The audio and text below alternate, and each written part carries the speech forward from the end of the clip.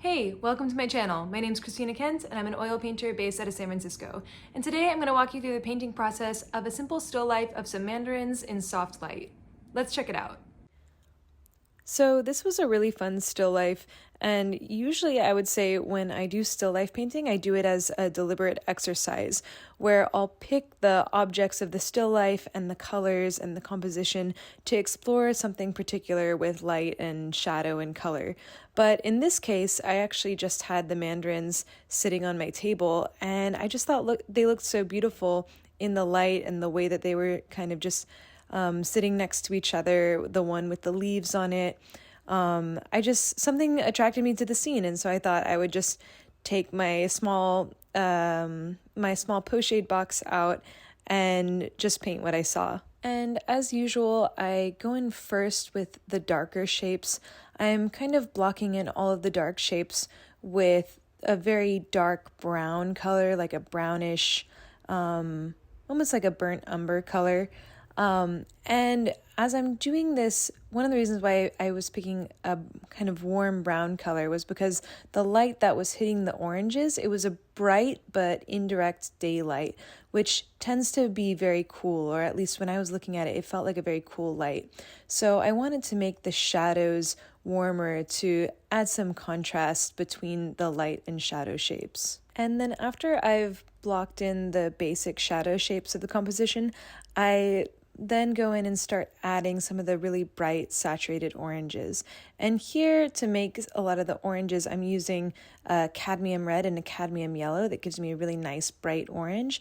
And then I'm toning it down a little bit with some Naples yellow and some titanium white on the parts of the oranges that are getting hit by that really bright indirect light. Because the brightest part of the orange is kind of in between the light and shadow. The bright indirect light almost kind of blows out the color on the light side of the orange, and then of course the dark side is in shadow. So it's really in this like in-between zone that we're getting some of the really bright oranges. There was also a really beautiful reflection of the light being cast onto the wood table that has this smooth finish, and so the light was just bouncing off that really beautifully, and I'm trying to bring in some of the coolness of the light in that reflection as well. And even though it's a still life, as I was painting it, I really felt like I was doing a plein air painting, because usually when I do still lifes, I do have a setup and I'm using a fixed light source and artificial light, so I have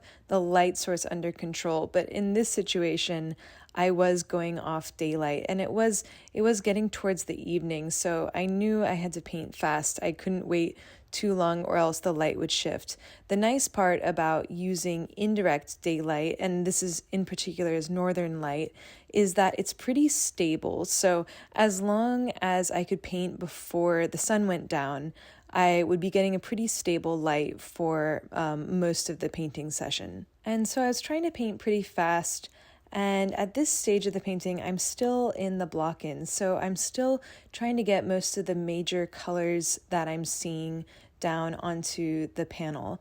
And usually what I focus on is I'll break most of the objects into their light and shadow shapes. So I'll put the colors for the shadow side of the oranges and then also the light side of the oranges.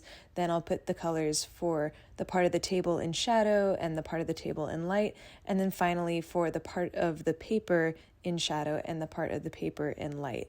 And then once I get those basic colors of the light and shadow shapes down, then I can go in and do what I'm doing now, which is refining the light and shadow shapes and choosing some areas to either smooth out and make less detailed, or to start adding more detail and adding some smaller light and color shapes with the brush. And I realized that although I was getting some nice pale colors on the oranges, I really needed more of this kind of pale blown out orange to convey the effect of the light that's kind of coming in from behind the scene. The oranges are somewhat backlit in this scene. A lot of the oranges are in shadow, and I really wanted to communicate that. I also went in and refined some of the shadow shapes, and one of the things that I noticed was that although the oranges are almost backlit by this strong indirect daylight.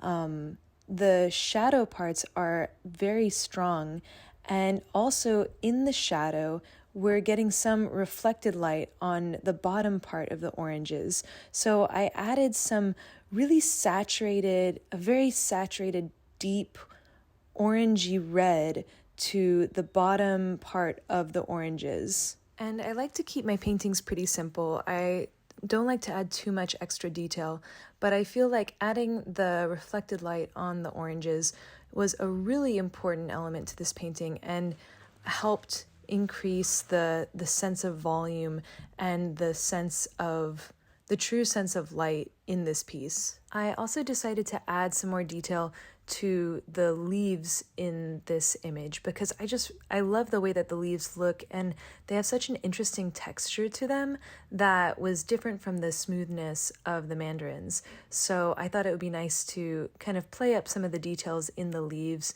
to add a bit more interest. I also liked the way that the shapes of the leaves have this beautiful movement to them that helps kind of guide your eye around the composition, and so that's something that I wanted to emphasize. And at this point, there's just a bit more refining to do, but overall, the painting is done. I was really happy with how it turned out, and I think that it struck a good balance of detail to simplification while also really conveying all of the elements necessary to show the sense of light that I was seeing in the scene and give it a nice sense of realism without going into all the tiny details. So for the finishing touches, I just add some more highlights to the paper and also to the mandarins to really bring out the brightness in the scene.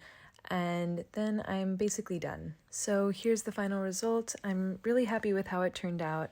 I love the sense of light, and I like how this is just a really simple composition, but at the same time, there's something to me that feels poignant and beautiful about it. One of my favorite things about painting is how it can elevate just the small but beautiful moments in daily life, and I really feel like I captured that here. Thank you so much for watching. Let me know what you thought of this video in the comments. And as always, a huge thank you to my supporters on Patreon. Thank you guys so much for supporting this channel. You guys are the best, and I really appreciate it. If you like my art, if you like my videos, and you want to help me make more, check out my Patreon at the link below. Thanks again for watching, and I'll see you next time.